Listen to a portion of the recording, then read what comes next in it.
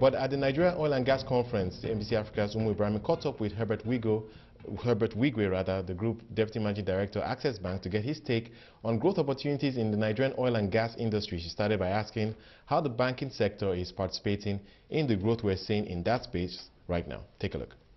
The financial services sector has grown a whole lot deeper over the past 5 to 10 years in terms of the range of products, in terms of the duration of the funds that they have, and they've been showing increasing support to the oil and gas industry.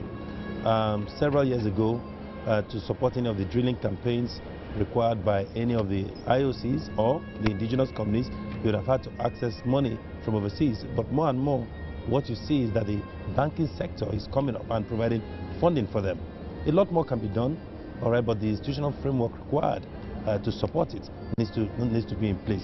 So bottom line, I think a lot more is happening, and also realize that the fact that these local banks are now participating more and more in the financing of the IOCs and the indigenous players is giving greater impetus, all right, to foreign institutions to actually participate a whole lot more. Now, moving forward, how do you think the Nigerian banking sector can support and improve on the sustainability of crude oil production in the country? Because at the moment, our reserve to production ratio is said to be very, very low. Bridging the financing gap is not so much the problem. I think there are much more entrenched problems, like things that have to do with security, things that have to do with vandalization of pipelines, etc. Put yourself in the mindset of an institution that is about approving loans or investments to an area that is notorious for vandalization. It's going to be a big, big challenge. Now, so the banks do have the capacity. They've established very strong relationships with institutions overseas who are willing to also support them, either directly through on-lending facilities or actually co-invest with them. But until some of these issues are resolved that have to do with security, vandalization, and I'm now talking about a broad range of measures, all right, to resolve it, not just an amnesty program or sending security people. There needs to be much more, robust structure to resolve that problem. Once that problem is resolved, I think you will see a lot more investment flowing in that direction. Nigerian banks have done it in several industries. In the telecoms industry, they've done very significant investments, and that is one sector that consumes just as much money as the oil and gas. They've also done it in cement, so why would they do it in the oil and gas sector?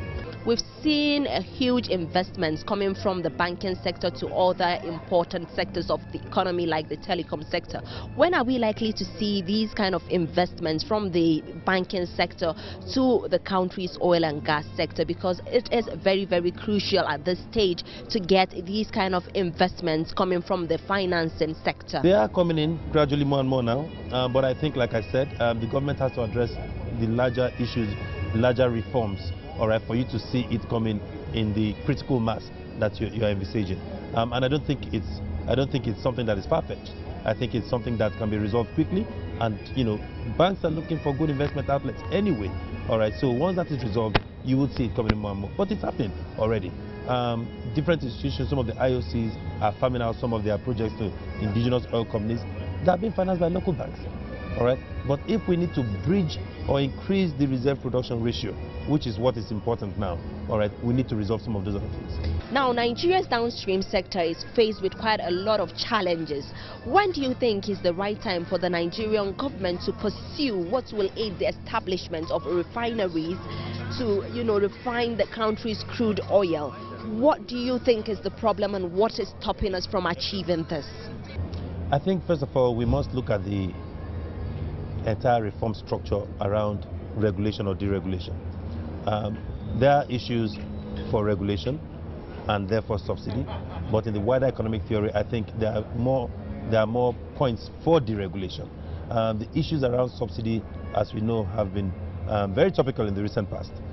We also know that there is no reason for anybody to come and set up a refinery if it is cheaper for somebody to bring it from overseas, etc. So they have to look at things that have to do with deregulation. Now, if you look at the subsidies that have happened over the past couple of years, there are multiples of what is required to set up strong refineries, all right, that will be competitive.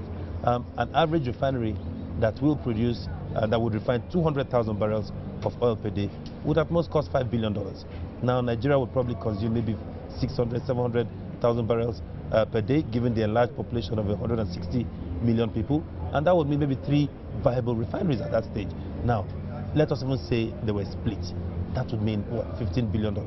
Given the subsidies that we've been doing, all right, I think we can basically solve this problem. And it's a problem that is solved once and for all.